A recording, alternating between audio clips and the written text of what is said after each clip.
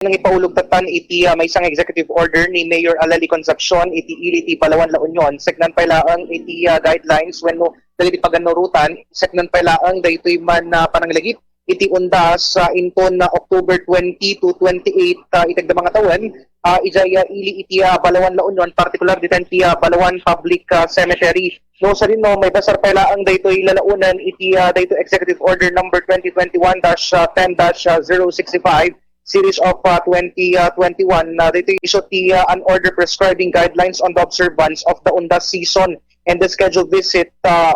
schedule of visit in the Palawan Public Cemetery as a preventive measure to control. Dito man pala ang panagwaras iti COVID-19 no sa rinok at iti ili iti Palawan La Union ket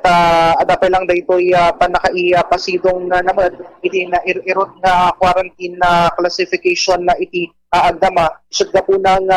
gapo pa lang daytoy agdamang pandemya nga mapaspasaran tayo ket nangit nagitatta iti pamilin ti lokal gobyerno tapno saan nga umado iti kaso iti nadakamat payla nga ili pasar payla ang iti guidelines nga paulog iti lokal gobyerno para karagitay individual nga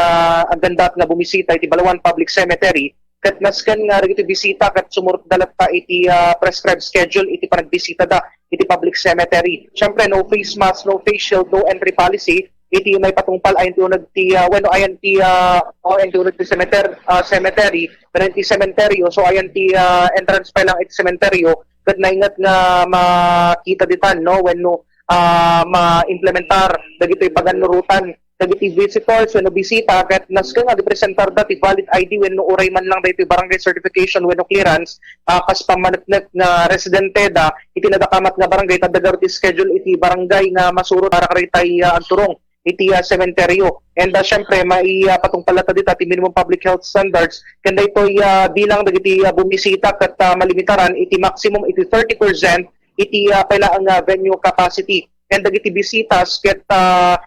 agtalan adda ayon ti uneg ti cementerio maximum iti 2 hours ken nasken nga dagiti vendors spike at mapalubusan damag kitdi nga